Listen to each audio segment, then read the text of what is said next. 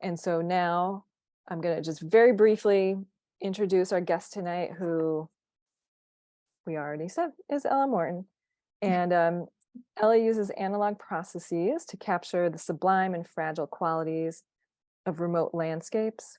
And what I really love about her work is how beautifully it melds process and concept. It's such an excellent example of that. And so I'm really excited to bring her work to you, especially if you haven't seen it before. So with that, I'm just going to turn it right over to Ella. Thanks, Dale. That sounds like some great stuff going on at Halide as well. Yeah, I wish I was closer to it to check it out.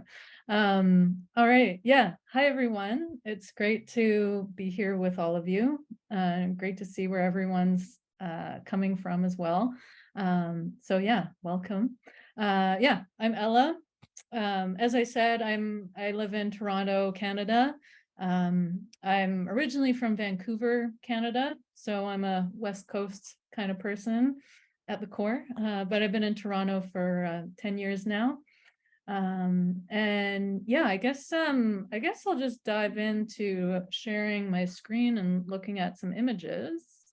So 1 second, here we go. All right, so there we go. So I'm just going to talk and scroll through as I go. So I want to talk mainly about my big long-term body of work called The Dissolving Landscape. So you might have, I guess, if you've been following the Halide Project on Instagram and stuff, the pictures that Dale shared for this talk were from that project.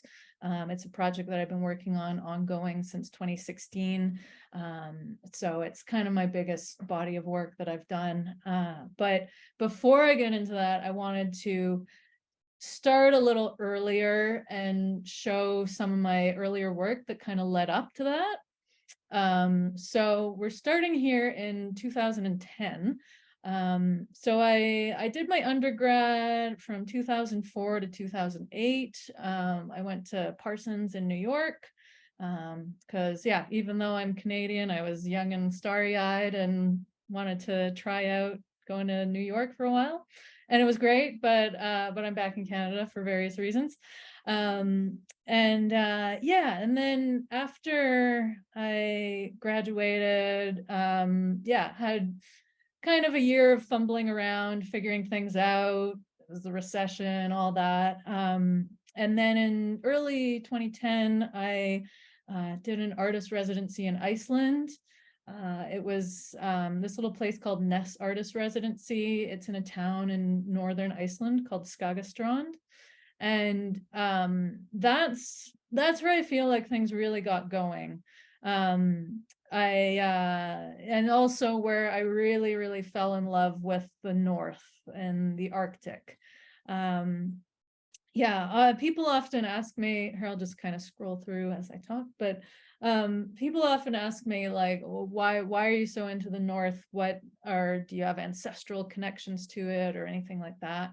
And I don't have any ancestral connections, or I've got Scottish ancestry and I grew up in Vancouver, as I said. But I think, like being from Canada, like when you're as a child, like I'd see maps of the country in school and and they tell us kind of where the major cities are, and then you've got like Vancouver, Toronto, Montreal, they're all along the southern border. But then there's all this land that is sort of a question mark, and you learn a little bit about it, but you don't really learn that much about it. And so I just was so curious, what is all this space?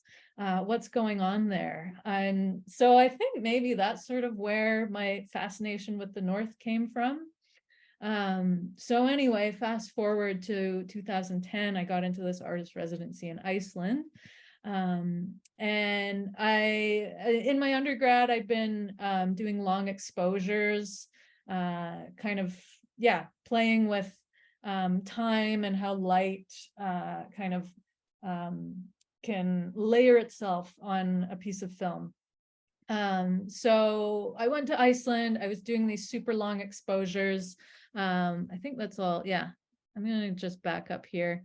This is a good example. So I was going out with a 4x5 field camera, and making these pictures over about like 20 to 30 minutes each. They'd all be photographed around dusk. So I was just getting kind of the like last remnants of light in the sky. It was March, so it was still like a little darker than it might be sort of in more places like southern places. But yeah, and you'd have these long sunsets because it's so far north. So it's this great place to play around with that. In this one, for example, like I in my undergrad, I got into painting with light because I loved just how surreal it looked. So for instance, with this one here, I was shining a flashlight on this rock for 20 minutes while then the light from the sky lit everything else. And then, yeah, other one like this first one here, I just did a long exposure of the ocean kind of, and the tide just like coming up onto the sand over and over again for the whole exposure. And yeah, and it was the beginning of just sort of trying to find this sort of spirituality within the landscape, where I'm really interested in our connection to the supernatural and the unseen and the unknown. And yeah, and just sort of like questions that we ask ourselves about what is all this, what is this universe that we're all existing in right now. And I think landscape is really this place where that can be like a threshold for that, for those questions and for encountering the unknown and kind of being in dialogue with the unknown in some way. So yeah, so that's what I was starting to work with, and I'm still working with it in my work now. But yeah, these are some of just a few of my images from Iceland. This project was called Night Vision. Yeah, because they were all photographed at night, but sort of brought more light into the night in the pictures. This one was in Reykjavik, so a bit more of a city scene, but the rest were in yeah, just out in nature. And then yeah, after that, the following year, this was around 2011, 2012.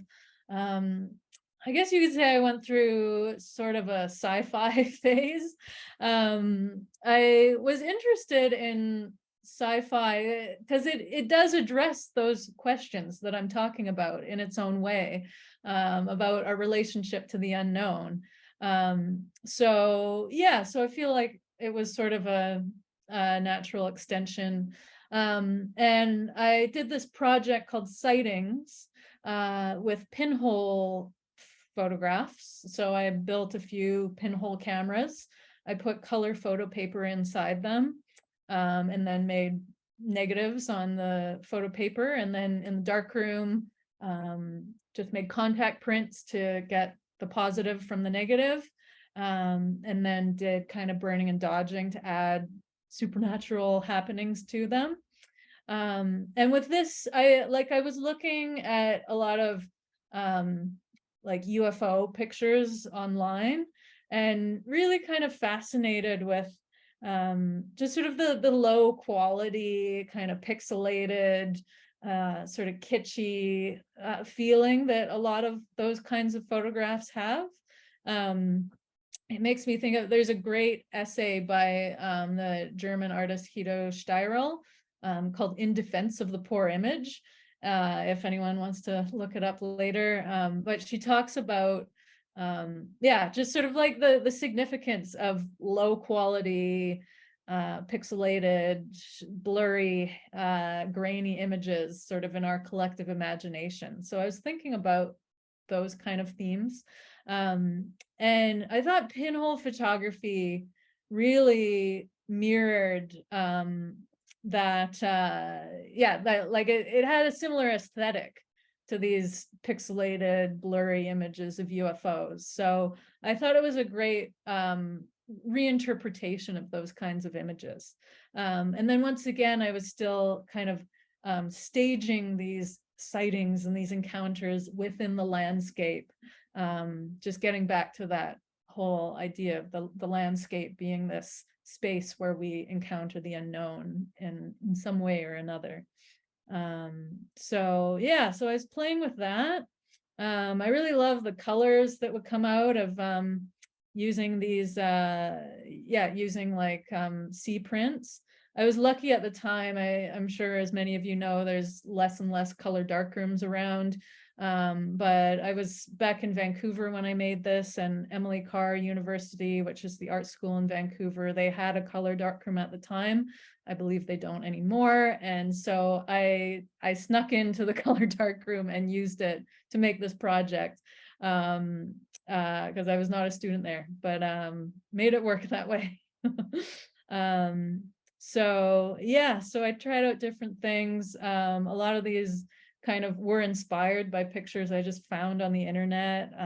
Like I found a picture of someone taking a picture of someone from inside a car with some weird thing happening in the sky. So I decided to try it out.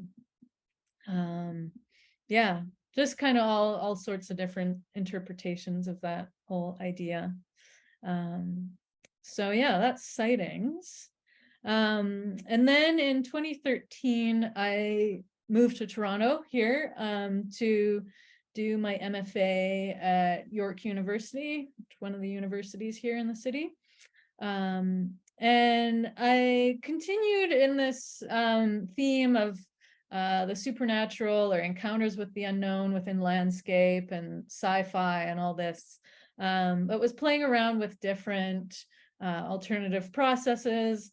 And to be honest, the work I made in my MFA is not my favorite work, but I'm showing a little bit of it just to kind of keep the continuity of things. But I don't know if if anyone else has thoughts on that, if you've been to art school or grad school. I think like the sort of schedule of set out by the MFA program kind of didn't really complement my work. And since coming out of grad school, which was a while ago now, but yeah, I find just kind of working on my own rhythm, I like what I make more. But it's all good. It was still a good experience. So I in between my first and second year in grad school, I took a trip to New Mexico, which I was kind of curious about New Mexico because it has all these stories. You know, there's like the Roswell UFO crash and all these mysteries around that. And I thought it's just this interesting place that's kind of a combo of so many contrasting things, like, yeah, like UFO sort of lore, and then military stuff, and just like the desert, and the kind of spirituality that's there, that's sort of informed by the indigenous folks there. And there's so much interesting things going on and colliding there. So yeah, so I was thinking about that. I made these cyanotypes of these desert landscapes in New Mexico. I was thinking about Rebecca Solnit has this idea called the blue of distance, and it's all about like when you look out on the horizon, and like if you see a mountain far in the distance and it looks kind of blue, because blue is the color on the light spectrum that reaches further than any other color. So blue has this association with distance. And yeah, so thinking about distance and the unknown and all that. So that's sort of what brought me to work with cyanotypes there. Yeah, and just like our connection to the sky, and which is so present in the desert, which is something I'm still thinking about. I want to do more work in the desert in the next while. And then I also was experimenting with wet plate collodion. So coming back to, I was still thinking about this whole idea of these pixelated UFO images from the internet. And this, I made this series of tintypes of pictures of these, like, of reinterpretations of these UFO pictures. And I was kind of thinking about the history of photography and sort of our relationship to photography and how it's changed over time. So, like, if any of you have ever seen like spirit photography from the mid to late 1800s, there's like all this work that people made where, for the most part, I think it was basically just people who understood how to do double exposures. And so they'd have like a semi-transparent person in the picture, and they told everyone, well, this is a ghost. I took a picture of a ghost. And because back then, at that time in history, people thought that a photograph was an undisputable rendition of reality. So they believed that, right? And now in the present day, we think that's ridiculous because we've got so much skepticism about the credibility of a photograph, because we know that things can be photoshopped, and even now more with AI and everything. Yeah, like there's so many reasons to not believe that a photograph is what someone says it is. So yeah, so I thought it would be interesting to sort of combine this process that came from this time period when people had all this faith in photography and in the truthfulness of photography, and then combine it with kind of a much more modern form, type of image that's sort of one of the most dubious types of images that there is in the present day, that most people wouldn't give much credulity to. I don't know. I leave it open-ended. I don't know if UFOs and aliens and all that are around us or not. But yeah, but still, like, there's plenty of reasons to believe that various of these photos are faked or staged or whatever. So I thought, yeah, conceptually it was interesting to combine this medium with this subject matter. And then that's just a sort of rendition of how I put it on the wall in a gallery, kind of this cascading effect of UFOs. And I had these smaller tintypes of clouds. So yeah, so that was some of my work from grad school. And that brings us to the dissolving landscape, which, as I said, is this big body of work that I've been making that's sort of continued on and become a multi-chaptered project since 2016. So it started out, I guess I finished my MFA in 2015. And then in 2016, I had the opportunity to do the Arctic Circle residency. Some of you might have heard of it. If not, it's this artist residency in Svalbard, which is this archipelago in the very, very far north above Norway. It's technically an international territory, so technically not part of any country, but it's under Norwegian jurisdiction because Norway has the biggest presence there. There are some Russian settlements there as well. I think only one that's still active. But yeah, so you go to Svalbard for this residency, and you get on this tall ship. So you can see the ship just in the distance there in the middle of this photo. So basically like a pirate ship, if you're not familiar with ships. So you're on this ship with like 30 other artists and the crew, and you sail around Svalbard for 2 weeks, and every day you get out in different places, and they basically let you do your thing. So there's photographers, painters, writers, even some scientists. There's all sorts of people doing this expedition. So, of course, with my fascination with the North that kind of started in Iceland, I heard about this residency and wanted to do it for many years. Finally had the opportunity in 2016. So yeah, so at that time I was just sort of learning about film soup techniques, or you could also just call it film soaking, but a lot of folks online call it film soup. So basically, you take color film and you soak it in anything you can think of, really, but everyday things, like wine, beer, lemon juice. I found yogurt works well because I guess the bacteria cultures in it.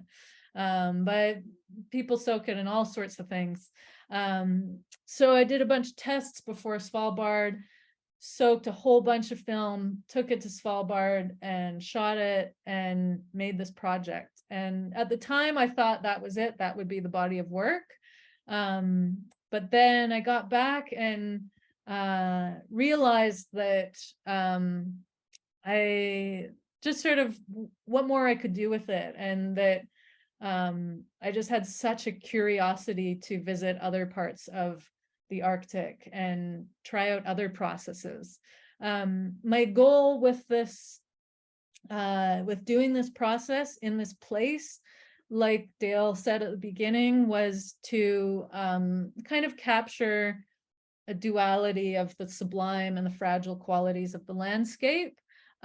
So still, like I'd always been doing, kind of showing the landscape in this, showing the awe and the magic of the landscape, and showing it as this threshold for the supernatural. And but yeah, but then I was thinking more about climate change, because that, of course, is getting to be more and more of an urgent issue. So yeah, so on the other hand, I felt that this really captured the fragility of the landscape as well. Some more than others, some, like this one with the light, is sort of about the awe and the sublime. But then I guess the first one I showed, with like this crack through it, I feel kind of shows the fragility as well, and the precarity and the uncertain future that these places are facing. And I'm sure most of you know, like, obviously climate change is affecting everywhere on the planet by now, but the closer you get to the North and South Pole, the faster things are warming. So the Arctic is just going through huge changes all the time. I've even, I've watched a lot of films by Inuit folks in Canada, and they've been noticing changes since the 1970s, like in the North. So yeah, so much is changing in the Arctic. And yeah, so I wanted to have that in the work as well. For example, like in this place, this island here is called Blomstrand Halvøya, which in Norwegian means the Flower Beach Peninsula. And it was named back in the 1920s by a Swedish prospector, I believe. But then later on, they realized it's not a peninsula, it's an island, because there's a glacier covering it. This is the glacier here. And the glacier had receded so far back that they saw that it was an island. So, there's so many little stories and anecdotes like that in these places in the Arctic, that are really haunting and kind of depressing, and but also really kind of beautiful and interesting too. So yeah, this one too, just to tell you a little bit about some of these places. This is a town called Pyramiden.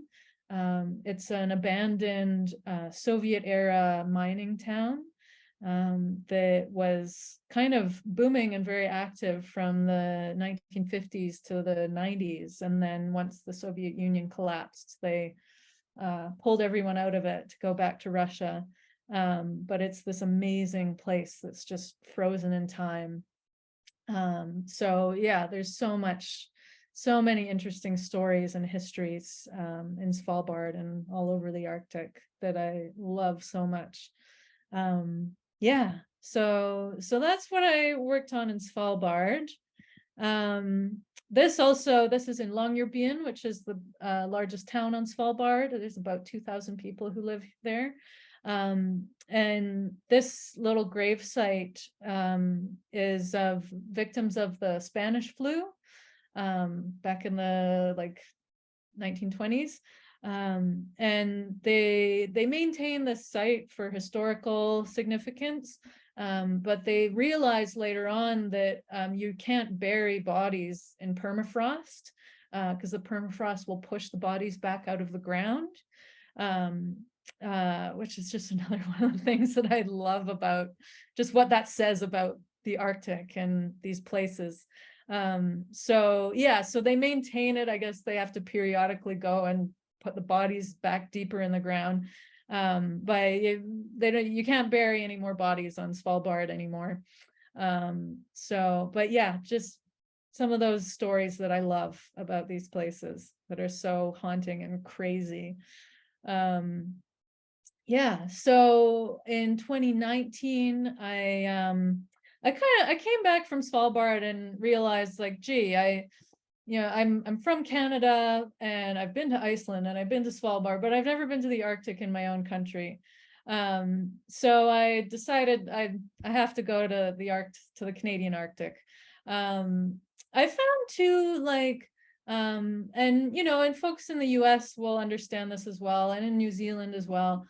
Like in Svalbard, there's something that felt kind of naive about Svalbard, because there's no indigenous population that's ever been on Svalbard.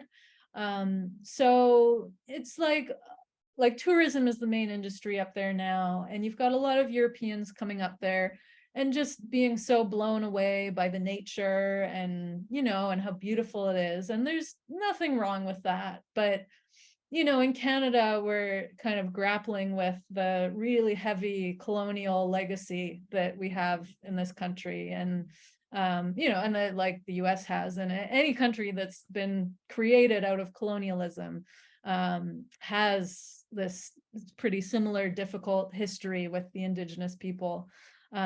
So that's something that is really present in the Arctic in Canada. So yeah, so in a way, it's a harder part of the Arctic to go to, but I felt I had to see it and be there and learn about it. So yeah, so in 2019, I went to Nunavut, which is one of our 3 territories in the north. And I was taking pictures around there. This one's from Nunavut. I also started making films around this time. So I made a film in Nunavut and had a Inuk woman narrate it who was from up there. And she told some amazing stories about growing up there and how much it's changed, and some Inuit mythology, and and a bit about the colonial history there. So yeah, so I'm not going to show that today, but that was part of what I was working on. And that's another image from Nunavut with the film soup. And around that same time, I was playing around with different photographic processes as well. So this is mordensage, which some of you probably have heard of. If not, mordensage is it's a predominantly black and white process, although I have lately been figuring out how to do it in color as well. It came from a 19th century process called bleach etching, where people are trying to make like positives out of negatives and vice versa. But then in the 1960s and 70s, this French guy, Jean-Pierre Sudre, kind of reinvented the process and coined the term mordensage, and was doing workshops with this process in Provence, in France. And he was the one who really kind of figured out how to make these veils in the print. So basically you make a black and white print in the darkroom as you normally would. And then you put it in this really strong bleach It's like a copper-based bleach. And then the copper reacts with the silver in the paper. And anywhere where you have pure black shadow areas, the emulsion will lift off, and then you can create these veil-like textures with it. So I totally fell in love with this process, and you don't always have to do it with veils as well. Like sometimes you can just get weird, interesting, sort of bubbly textures like this. There's so much you can do with it. You know, you can use one negative and get so many totally different looking prints out of it.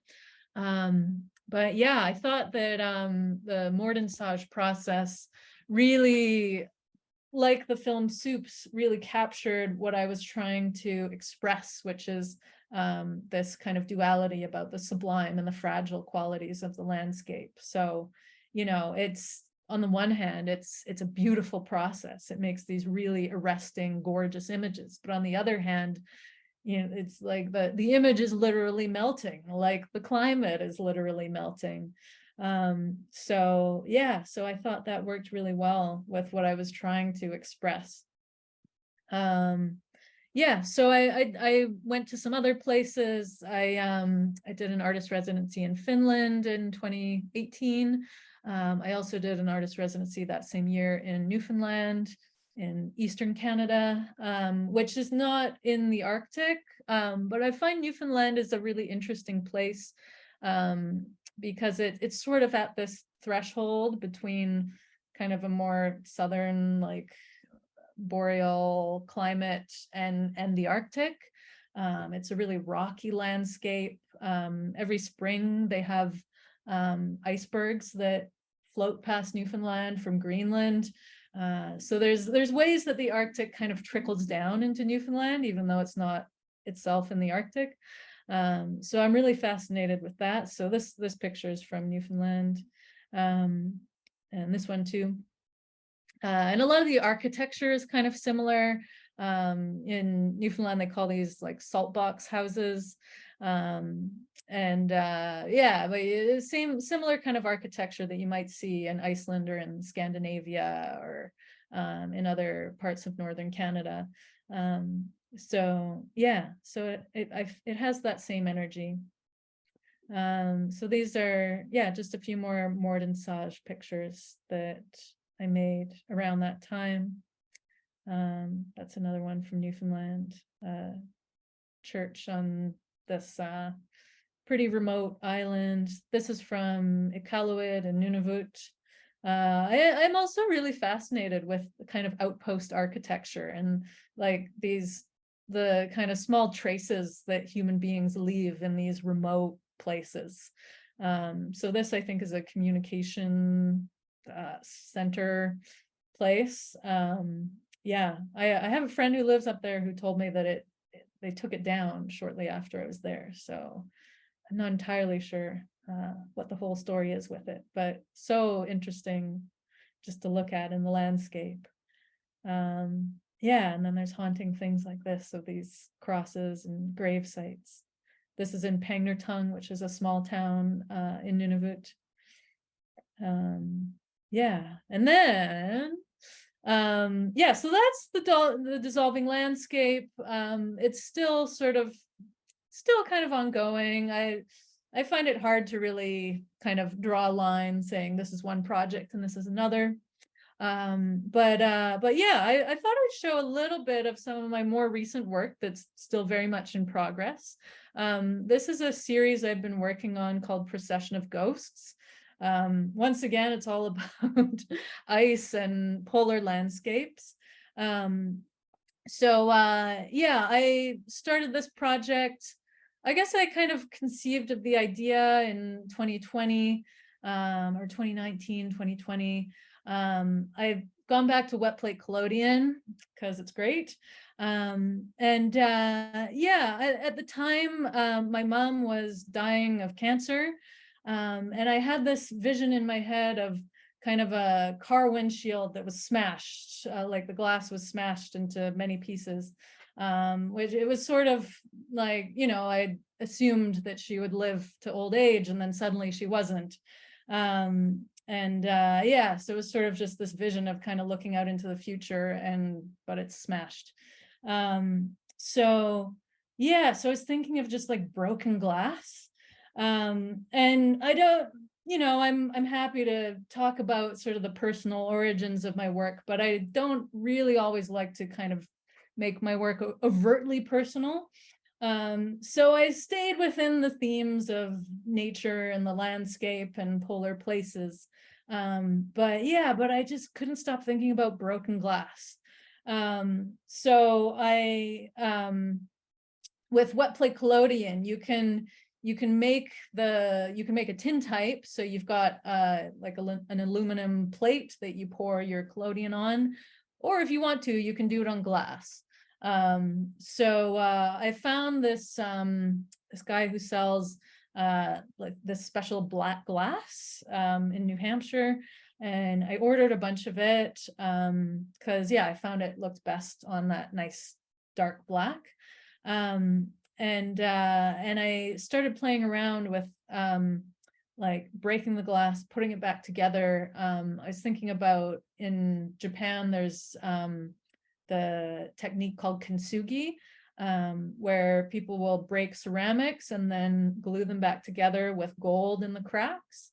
And what I love about kintsugi is the whole idea behind it is the object is more beautiful after it's been broken and repaired than in its unbroken state. And I thought it was so interesting to apply that to the environment and like our broken relationship with nature that we're all grappling with as humanity right now. And in a way, it's like this optimism that kind of went in the work without my totally intending it to be there. So yeah, so most of these pictures I took on a trip to Antarctica in 2021. Once again, it was sort of a kind of a personal trip that I wanted to do to celebrate life again after my mom passed away. But like, I mean, I'm making art on any trip that I do, so I was working on this. Yeah, and so I had these landscapes from Antarctica, and I was trying to do this breaking and repairing with them on the wet plate collodion. And so I'm still working on it, still trying to get more and more ambitious with it. So yeah, stay tuned for more of that, I guess. Yeah, I also, this past last year in September, I went to Greenland, and using a lot of photos from that in this project as well. The title Procession of Ghosts kind of comes from just how in these places the ice is always moving and shifting, even if you're standing on a glacier or on an icy surface of something. It's always shifting and moving in some way, even if very slowly and imperceptibly. And yeah, and then I was also thinking about the icebergs in Newfoundland that pass by, and how in the decades to come that all would be disappearing. And so yeah, so the ice is kind of like these ghosts that are moving, and it's a procession of this, yeah, of this ice that is soon to be a ghost in a way. So yeah, so it's all ice, glaciers, and these places. Yeah, so that's where that's at. I guess that's everything from there. I saw a few people wrote some stuff in the chat. Cool. Nice. So I thought I would also show one or two clips from some of my films, because that's been a big part of my work lately as well. Dale, how much time do we have? Oh wait, you're on mute. Sorry. It's 7:45, so if you want to show the clips, and then we'll do the Q&A. Okay, should I just afterwards. show one, or they're both like a few minutes each? Yeah, I think we can go a little bit after 8 if people can stay. So, Yeah. if you want to show them if they're just a few minutes, you could show them both. Okay, yeah. Yeah, it's just small clips. Yeah, or I'll just talk for a minute about the films just to kind of introduce them. So with my films, I've completed 3 films now, and very soon to be a 4th one. They're all shot on Super 8 and 16mm film. I'm doing similar things to the film that I've done to the photographs. So there's kind of different logistical considerations with long strips of film than you have with, like I work with sheet film when I'm photographing a lot. So like some of the footage I'll be bleaching it or spray painting it or spraying varnish and then putting in a bleach and then painting inks on it. So there's a lot of kind of flickery, sort of psychedelic stuff going on with the films. Lately, I've also been playing with mordensage on celluloid film as well.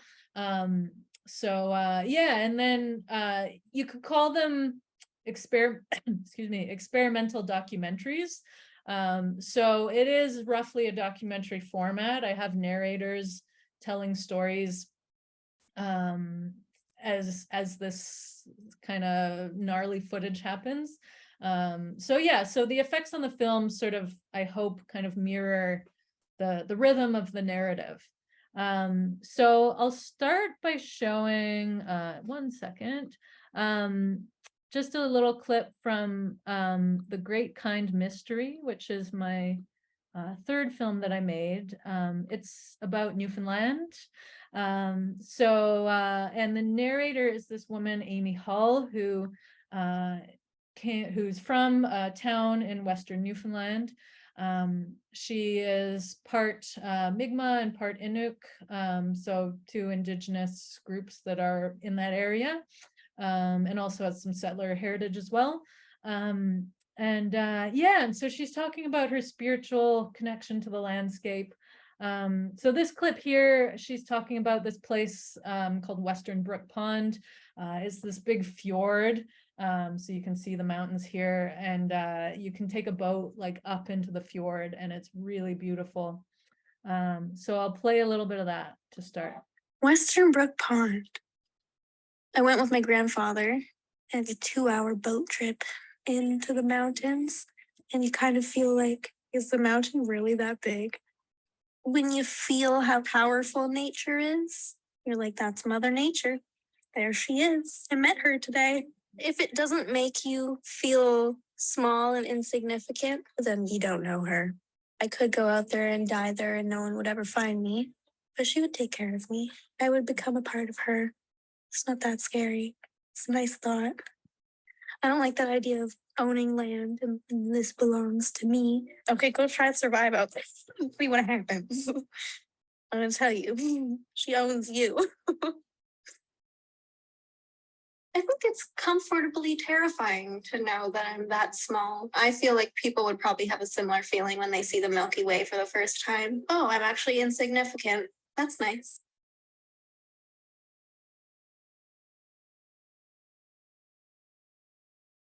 I suppose I think about death because Or we'll stop it there just in the interest of time, but that gives you a little bit of an idea. I'll just quickly introduce the other one. Hang on. How do I get here we go. So this, you're all, oh wait, that's not it, sorry. Oh yeah, there we go. Okay. So this one is my not quite completed latest film. You're all getting a very special little preview. Woohoo! So this film is called Crushed Between Ocean and Sky. I made this film on my trip to Antarctica. So I took, because I kind of learned a little bit about tall ships on my Svalbard trip, I realized that there was this tall ship that goes to Antarctica. So I signed up for a trip on this tall ship. Some unexpected things happened on the trip.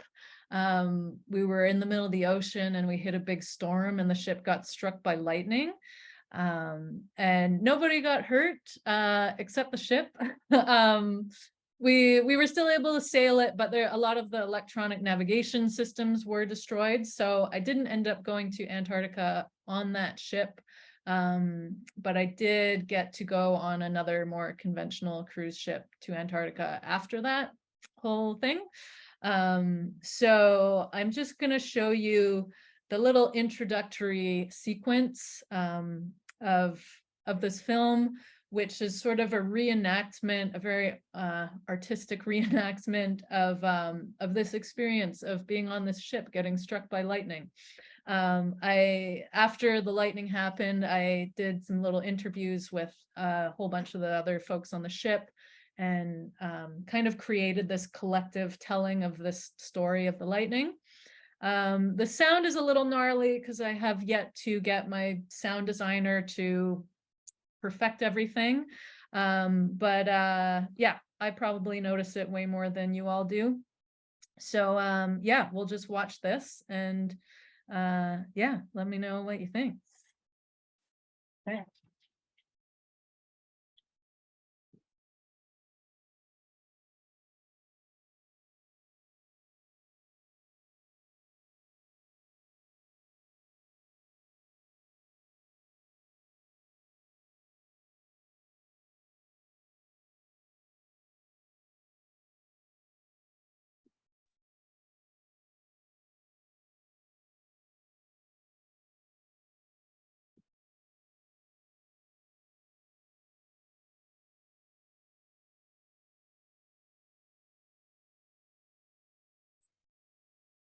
Ella, is there audio yet or no? Sorry, Dale. Is there audio yet or no? Because there's no audio coming through. There's no audio. Uh-oh. I can hear the audio. Mm. No? Are other folks having... Is it just me? Can someone else let us know if you can hear the audio? No audio. Uh-oh. Why would... But we heard the audio in the other one. Yeah. Do you want to go out of your screen share? And then when you go back in, there's usually a box that you can check that allows audio. So maybe you just have to recheck that. Oh, share sound. Oh, okay. That's Yeah. odd. I don't know why it worked for the other one, but not this one. But. Yeah, right. Oh, 1 second.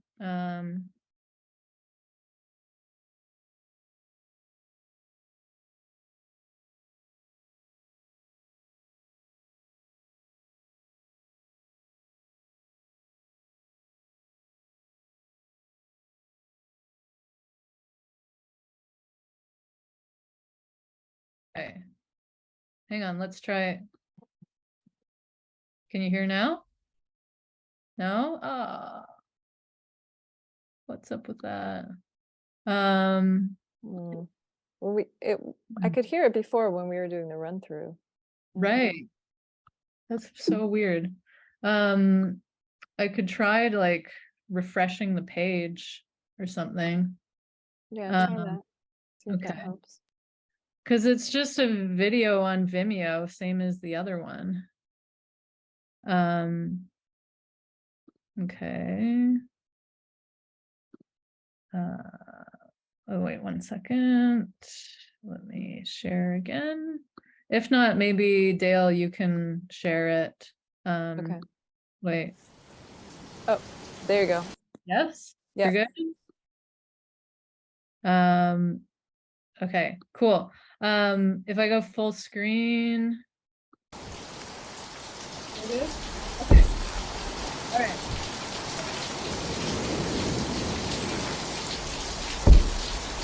Also, this is here, Morton Scott.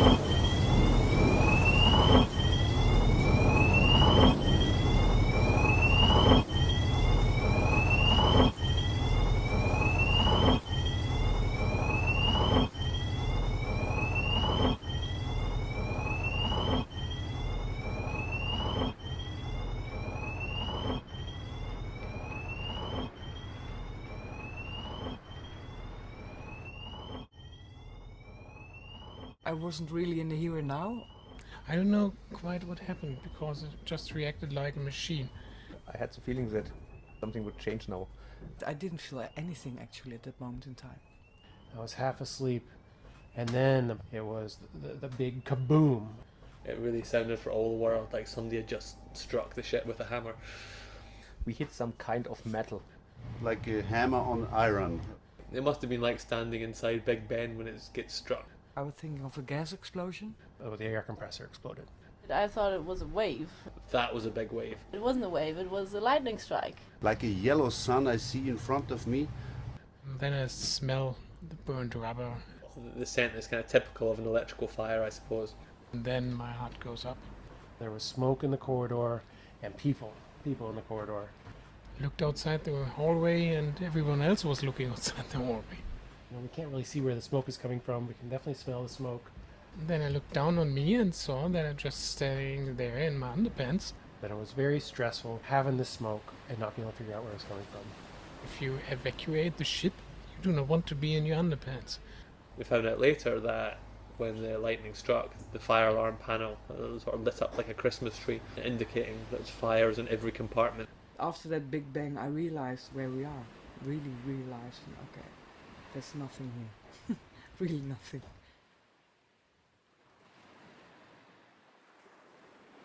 Come all you young sailormen, listen to me. I'll sing you a song of the fish in the sea. And it's windy weather, boys, stormy weather, boys. When the wind blows, we're all together, boys. Blow ye winds westerly, blow ye winds blow.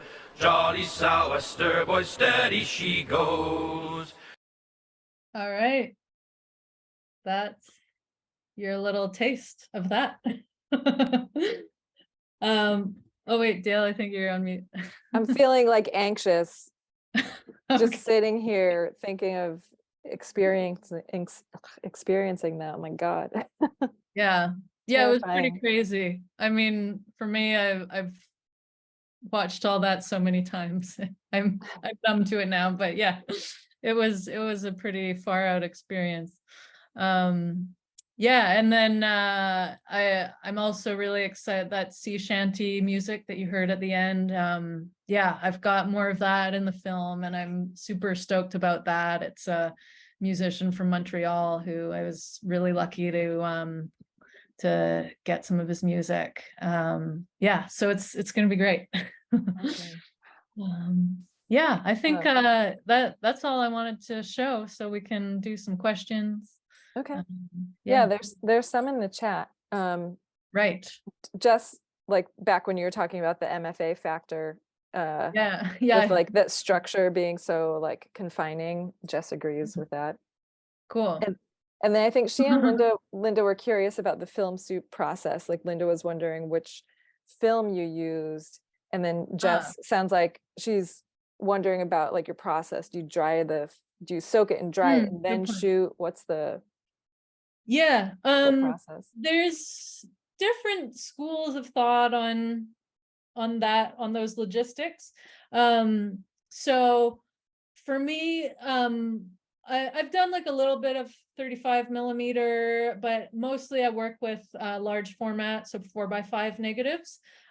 So a lot of folks will do film soup on 35 millimeters. So you're just kind of dunking the canister in something, and then you can dry it out either by putting it in a bowl of rice for a while, that'll dry it out, or if you want a quicker way, like sometimes I've just gone in the bathroom, turned the lights off, pulled the film out, rinsed it off, dried it with a hair dryer, and then rolled it back in the canister.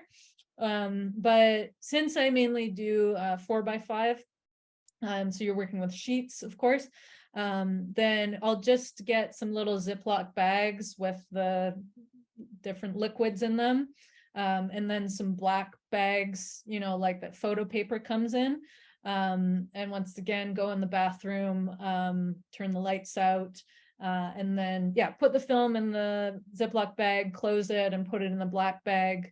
And then depending on what you put it in, I've done various tests. yeah, anywhere from like 2 to 8 days seems to be good depending on the thing. Yeah, and then I'll take it out in the darkness again, rinse it off, dry it with a hair dryer, and put it back in the box. Yeah, some people prefer to shoot the film first and then soup it. I've heard that you can get a bit more of the soup effect if you do it before you shoot it, because the emulsion is a little softer at that point.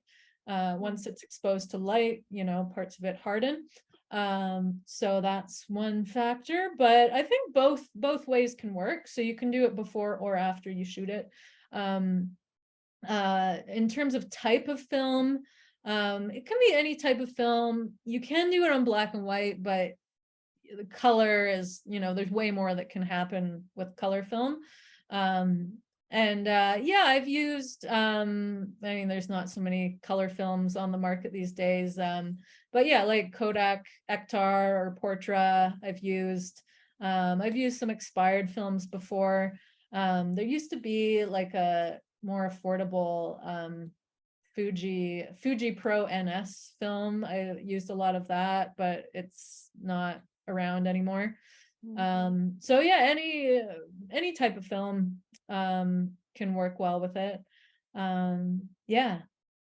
And then I guess the other thing with film soup, it's important to check in with the lab that you're using to get it developed. Some labs are apprehensive to process souped film. Yeah, I use a lab in Montreal called Borealis, and they're okay with it. Often, if you can talk to someone at the lab that you use and where you live, if you assure them that it's been rinsed and dried, I find that helps. Yeah, because yeah, sometimes the lab will be like, oh, well, is it still wet? Like, that's not good. Or so yeah, as long as they know it's rinsed and dried, it usually assures them. Yeah, does that answer your question, Linda? Yeah, Sounds like it. mm-hmm. Let's see. Yep. Well, Linda says yes. Yep. Cool. Yep. And yeah, Megan was wondering that since you're doing unique processes and experimental stuff, if you can talk a little bit about the challenges, like some failures or frustrations that you had to work through. Sure. Yeah. Yeah, it's all like there's an element of chance with all of it. So yeah, there's been times where I've had not as much film turn out as I had hoped for. I guess to mitigate that, with film soup especially, I'll just especially with the trip to Svalbard, where that was the main thing I was working with, I just brought a lot of film, and in 2016 film was cheaper than it is now, so that was nice. Yeah, so with each scene that I shot, I'd shoot at least 2 or 3 sheets of film of the same thing, just to kind of raise my chances of one of them turning out well. But yeah, for each one of the ones that I showed you, there are many outtakes that yeah, where things didn't come together. There was too much film soup effect or too little, or compositionally it didn't work out. Yeah, so yeah, it's challenging kind of going on a big expensive trip and not knowing until you come home if you got anything good. Yeah, I guess other than that, I have with Mordensage and with the wet plate collodion, I've started just I still shoot a lot of film, but I'm been taking digital pictures as well, just and then working with digital negatives a bit more, which some folks are super analog only, but I find digital's here to stay. So if there's something you can use, some element of it that you can use to your advantage, then why not? So yeah, with digital negatives, for those who don't know, it's you can do stuff in Photoshop to an image, make a negative, and then print it out on, it's called Pictorico clear film, which can just go through an inkjet printer, and then you can take that in the darkroom. You can make a contact print, or you can print it the size of any negative carrier and make a print as you would from an analog negative.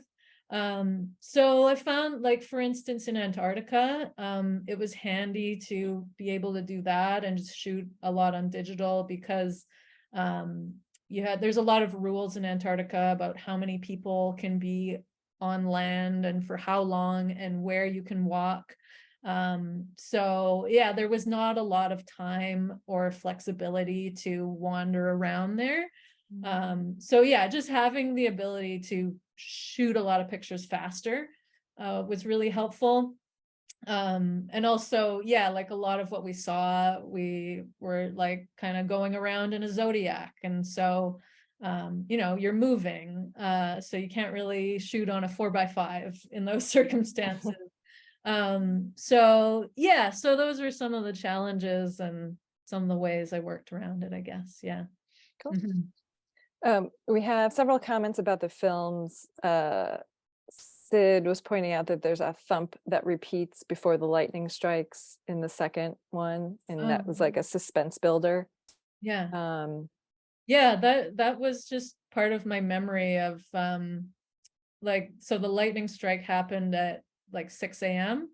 But that whole night, like nobody slept that night, because it was the storm was so crazy and the boat was just rocking back and forth. And I remember trying to go to sleep in my little bunk and just hearing these, like, this rhythm of these thumps of the waves on the boat. So that's sort of where that came from. Nice.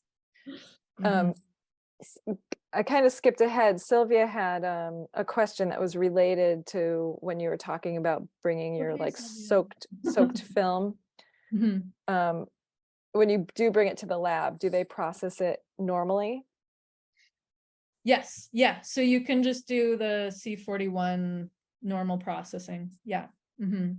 And Sylvia's a artist. Yeah, Canadian artist here as well, who I know. But yeah, Sylvia, like, I've tried to do it at Toronto Image Works. They don't want to, well, they don't even process film anymore. But yeah, I've had the best luck shipping it to Montreal with Borealis. Yeah, that's just specifically for Sylvia. And then there are a couple questions about the films. Josh is wondering, he's curious to hear about the process for creating the titles for the second clip. It looks to him like a LaserJet 16mm process, but also like Morningage. Oh, in the like where it says, I guess at the end. Yeah, I think so. That was it's Mortensage, yeah. So I literally just printed out the text on a piece of paper and then filmed it, and then developed the film and put it in the Mortensage, and that's how I did that. Nice. Yeah, kind of lo-fi, but yeah. Awesome. Pamela was noticing that the second film incorporates your fellow passengers, and she's wondering how the presence of other artists on your past residencies has influenced you. Okay. So on the Antarctica trip, that was not an artist residency. That was more of a regular, like, tourist ship. So yeah, so the other voices in there, they're not artists. They're just a variety of people who are there for a variety of reasons. But otherwise, how does the presence of other artists influence me?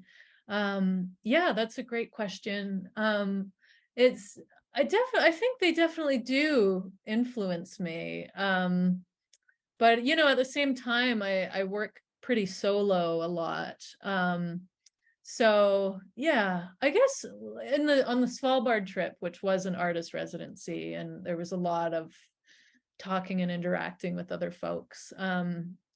I made another film, which I didn't show in this talk, but about Svalbard. And that was when I was just beginning to shoot on Super 8 film. Didn't really know what I was doing with it at the time. But yeah, a few years later, I got back in touch with a couple of the other artists there who had done interviews with a bunch of people.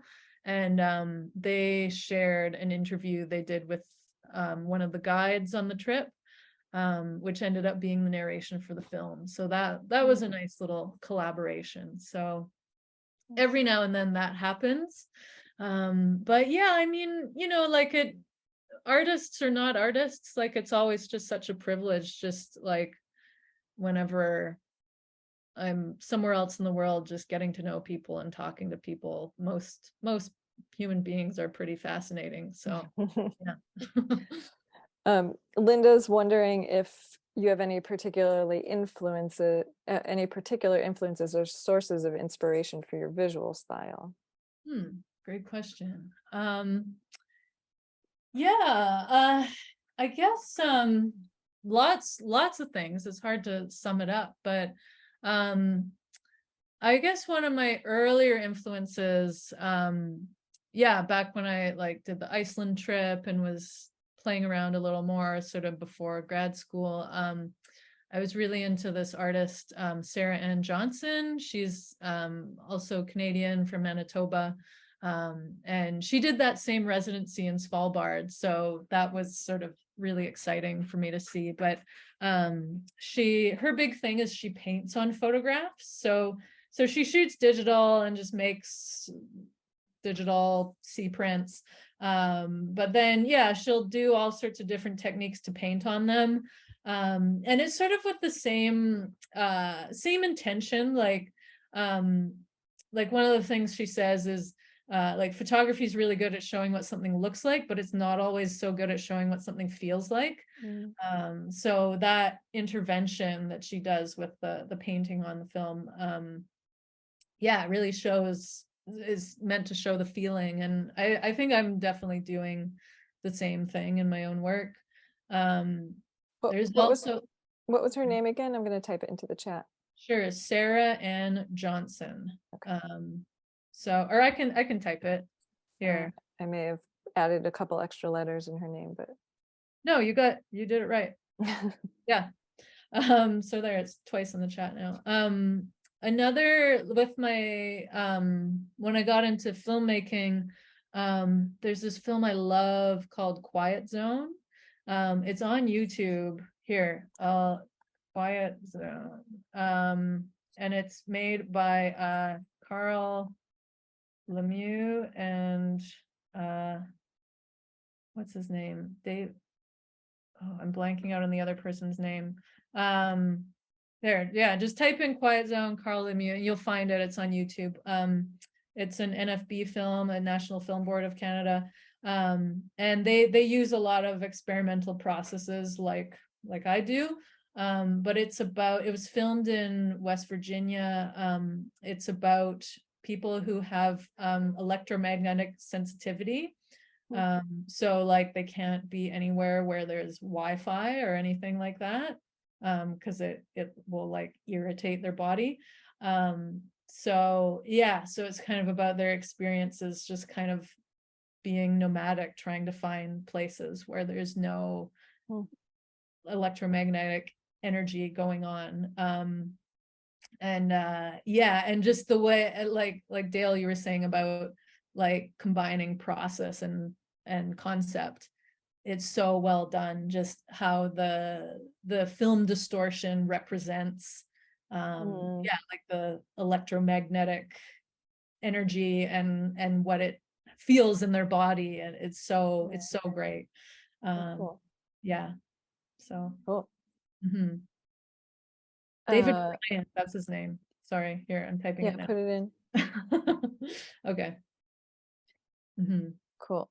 I could go on, but we should move on to other questions. Well, one thing, Megan's wondering if you have any workshops coming up, Mordenkash specifically, workshops coming up in Canada or even the US. Or Barcelona. Yeah, in Barcelona. Dale and I both are going to the Experimental Photo Festival in Barcelona, third week of July this summer, very soon. So I'm going to be doing 2 Mortensage workshops there. But Megan, one thing you could do, so I'm doing 2 in-person workshops there, but there will also be a online Mortensage workshop. So if you sign up for the festival online, then you don't need to go to Barcelona. Yeah, you have the possibility of taking workshops and checking out some of the talks and various things online with the festival. But there will be an online Mortensage workshop through the Experimental Photo Festival. It's pre-recorded, so it's not live, which I wanted to have a live component, but the festival organizers, that was tricky for them with everything they've got to do.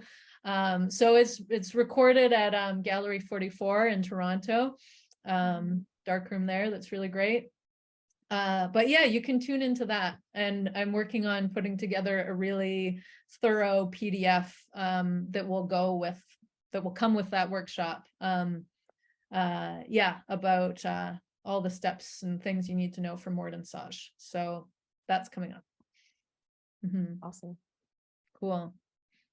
All right, if anybody has any more questions, you could put them in the chat. And also, I always like to tell people we get a transcript of the chat. So if you have any comments rather than questions, anything that you would like to share with Ella, I'll be sharing the transcript of the chat with her afterwards. So you can ask more questions if you have them. You can use the raise hand function too, to ask questions if you want to do it that way. But yeah, you could put more questions or comments in the chat. For sure. We'll give you a few minutes in case anyone's like furiously typing right now. Yeah. Thank you for your, everyone's asking some really smart questions. So thank you, everyone. Cool.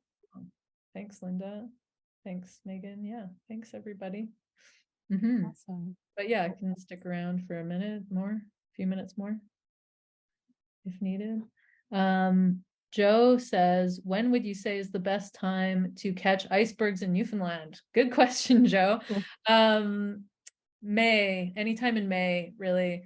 And into June too. So yeah, like as you could, yeah, or like April to June, let's say. Yeah, there's a great Facebook group. I forget exactly what it's called, but if you just go on Facebook and look up like Newfoundland iceberg, I think it's called like Newfoundland iceberg reports. That if you're doing a trip out there in the spring to see the icebergs, I would recommend joining the Facebook group because people are posting, because nobody knows when and where an iceberg's going to turn up. Yeah, that's a good way to get the intel about the icebergs. But yeah, around May is the best time. Yeah, if you go earlier in the spring, there's a lot of pack ice going on, which is also really beautiful. But yeah, the weather can be a bit crazy in Newfoundland around that time. Sylvia has also been out to Newfoundland at lots of times of the year, so she knows too. Yeah, May, early June, best time to see the icebergs. Cool. Yeah. Have to do a field trip. Yeah. And it does, it varies from year to year how many there are. Usually there's some. I heard this year's been a pretty good year for them. Yeah, some years there's less, some years there's more. So take a chance. Cool.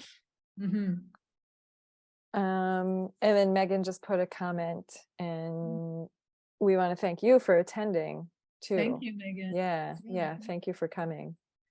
And we are recording, so at some point in the future, we are severely backlogged in archiving our talks, but at some point, hopefully in the near future or the future, this talk will be uploaded to Vimeo. So if you were here and you want to revisit it'll be available at some point. And then if there's anyone who you know who wanted to come but couldn't make it tonight, they'll get a chance to see it on Vimeo too once it's up there. Great. Awesome. Cool. Yeah. All right. So last chance for questions. If no one else has questions, we could call it a night. Yeah. Thanks for coming, everyone. Good. It's fun to chat with you all. and Yeah, share. thanks everybody. And Ella, thank you. Woohoo. And Dale, thank you for making it all happen. Yeah, Yeah. awesome. All right. Well, thanks everybody. We'll see you hopefully next time. Yeah. Thanks, Elsa. Thanks, Joe. Cool. All right. Good night, everybody.